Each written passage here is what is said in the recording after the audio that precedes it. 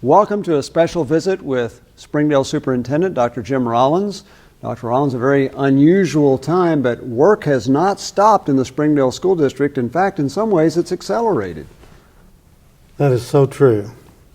The great teachers of the Springdale school system have taken the alternative method of instruction portfolio, if you will, and have continued to personalize that, develop it, and enhance it in an effort to better connect each student to the learning.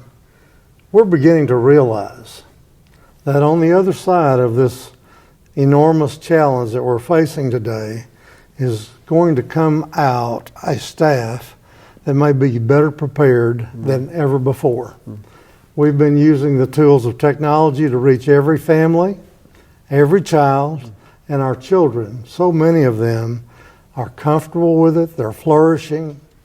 And when we're working with children who are not, again, the instructional team of our district has developed portfolios, instructional materials that can be handed to each child, and they can use it just like a textbook. So our staff, Rick, and you're so intuitive to say it, I think may be working harder than they ever have to serve the needs of each child in the Springdale school system. The preferable method is to have kids in a classroom. That's where you get the most personalization, but we've certainly figured out other ways to do it. Zoom, a term we haven't heard of many years ago now. I'm told that this morning went over 10,000 Zooms in the district with teachers connecting with students. That's a beautiful statistic, isn't it? Again, just showing everyone the additional steps that teachers are making to stay in touch with their students, to be encourager to their students and to the families, and really to build a partnership with moms and dads at a level, again, that's probably not existed in the past. We, again, are beginning to realize the great things, the great growth opportunities that are available to our team at this point in time, and they are taking advantage of it in ways that many of us would not have foreseen. So again, it's a great tribute to our teachers, to our building principals, to our support staff who are doing all they humanly know how to help our children continue to learn. I don't think I've ever talked to a principal or a teacher who doesn't get concerned when kids are out of school because they know they need to continue to have nutritious food, and the district is certainly continuing that tradition.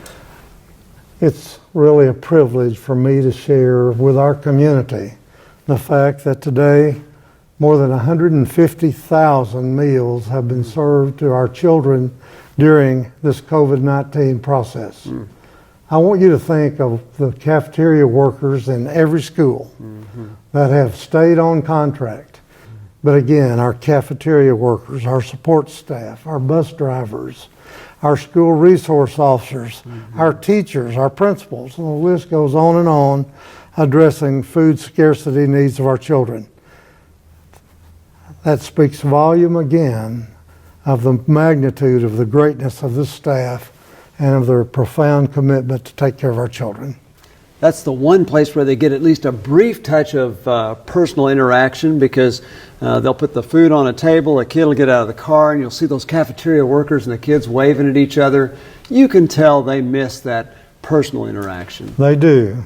And our students miss their teachers just as much.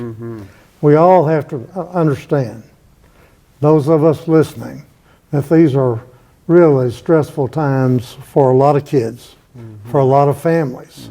And however we can help, however we can encourage and support and lift up, that too can make an enormous difference.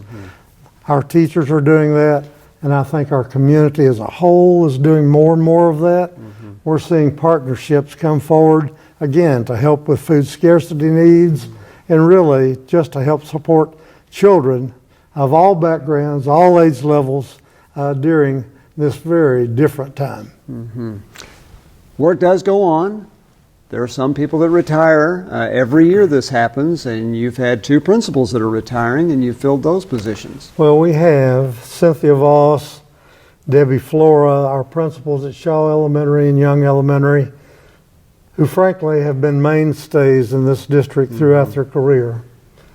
You talk about committed leaders. These two wonderful professional leaders have given their lives really to the children of the Springdale School District.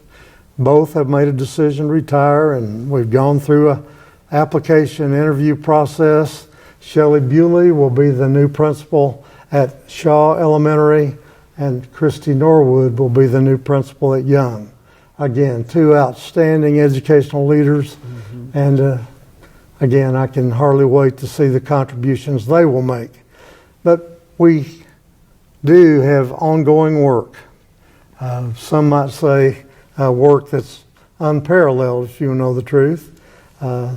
Miss Maribel Childress, our assistant superintendent for elementary education, has just taken the job as superintendent in the Gravette school system. I've known Maribel for the last 25 plus years. One of the best educators in our profession today. And she was preparing all along to be a school superintendent. She's able to do that in the neighborhood now in which she lives. And again, what a great contribution she will make, and what a great choice the Gravette School Board made in selecting this outstanding educator. I loved her letter to you where she said she learned so much at Springdale, that's the model she wants to take to Gravette, and what a beautiful tribute to the Springdale School District and to you personally. Well, it is a great tribute to the work that's going on in this district, and I smile at her when she says that because she was a part of all that. Her voice was a part of that. Her fingerprints, if you will, are on our improvement models, because in Springdale, we do school together. Our teachers, our principals, our support staff, we plan new instructional models, and you see evidence of those models coming forward on a regular basis. That's a beautiful thing. And again, I'm so pleased to see educators that have grown up in the district to take what they've experienced here and share it with other communities, the students in other communities, and our state as a whole benefits from that effort. Well, Dr. Rollins, it's a strange time, but don't you think everybody will be happy when school starts in the fall and they're back in the classroom again? I absolutely feel that way. I have a lot of phone calls from parents too, as you might imagine, and I enjoy every one of them. But we do look forward to getting back into school. And as I have said in conversations at other times, as a school district, we will be so much better in the future because through this challenging experience, our staff has had the time to personalize the instruction, to deal with the tools of technology, maybe in a way that they never had before because of just the pace of teaching and learning during a regular school period. This school system is going to be better in the future than it's ever been. And that's absolutely a tribute to all of our partners, our teachers, our principals, and the moms and dads who have been a part of this process. I think we've all gotten much better as a result of the experiences we've had here. We hope you've enjoyed that visit with Dr. Jim Rollins. Certainly a different time for Springdale Schools, but it can be a time of great growth.